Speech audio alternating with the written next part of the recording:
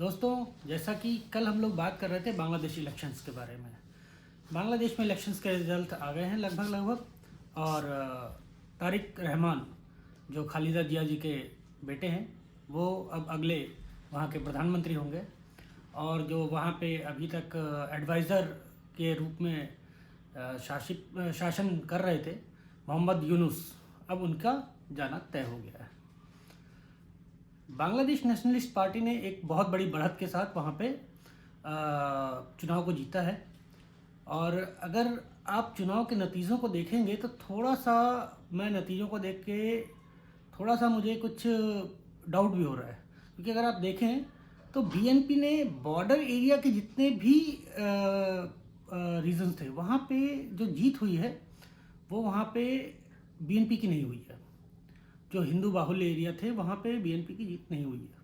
हालांकि बांग्लादेश के अंदर एक मेजॉरिटी से आई है बीएनपी, और बीएनपी ने जो तारिक रहमान जी ने अपने स्टेटमेंट दिए हैं उसके हिसाब से उन्होंने कहा है कि मुझे अपने पड़ोसी देश के साथ रिश्ते दोबारा से रिकनेक्ट करने हैं और सुधारने हैं।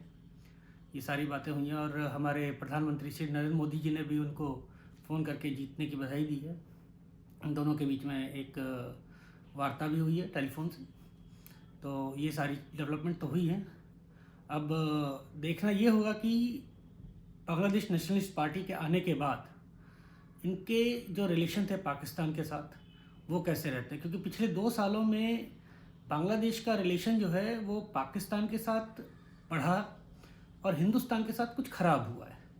क्योंकि आप तो सब जानते ही हैं कि इससे पहले अवामी लीग की पार्टी की जब पीएम थी शेख हसीना जी, तो उनके समय में हिंदुस्तान और बांग्लादेश के रिलेशन बहुत अच्छे थे और बांग्लादेश की जीडीपी भी बहुत अच्छा कर रही थी, उसकी इकोनॉमिक कंडीशन भी बहुत अच्छी थी और हम लोगों के साथ ट्रेड में भी काफ़ी बांग्लादेश को फ़ायदा था।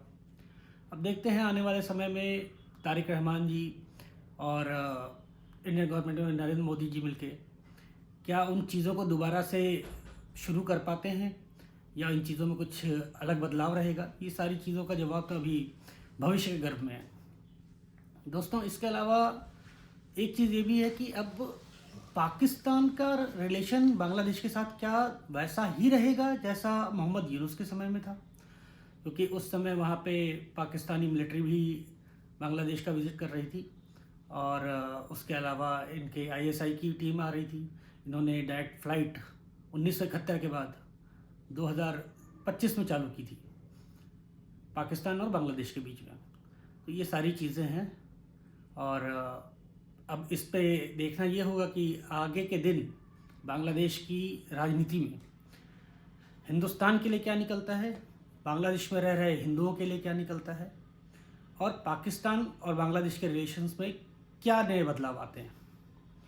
क्योंकि बांग्लादेश के साथ जो अभी T20 वर्ल्ड कप के मैचेस को लेके हुआ, जिसमें पाकिस्तान ने एक तरीके से बांग्लादेश की कंधे पे रख के गोली चलाई, सभी ने देखा, जिसमें बांग्लादेश को बहुत नुकसान हुआ और उनके टीम के कोच और उनके टीम के जो चीफ हैं वो भी कह रहे थे कि हम तो चाहते थे कि हम हिंदुस्तान के साथ गेम खेलें, लेकिन अब देखते हैं आगे क्या होता है। वैसे इस पे एक डेवलपमेंट और भी है कि बांग्लादेश के जो क्रिकेट बोर्ड के अध्यक्ष हैं उनको आईसीसी ने इनविटेशन भेजा है। बीसीसीआई ने भी कहा है कि आप इंडिया पाकिस्तान का जो मैच है कल 15 फरवरी को उसको देखने के लिए आए, और उन्होंने ये इनविटेशन एक्सेप्ट किया है। तो उनको फ्री पासेस भिजवाए गए हैं और वो कल श्रीलंका में ये मैच देखने के लिए प्रेजेंट होंगे। आज के लिए अभी तो इतना ही है। आगे जो भी बांग्लादेश में इलेक्शन के बाद जो भी गवर्नमेंट का स्टैंड रहता है हम उस पर बात करेंगे। Thank you very much.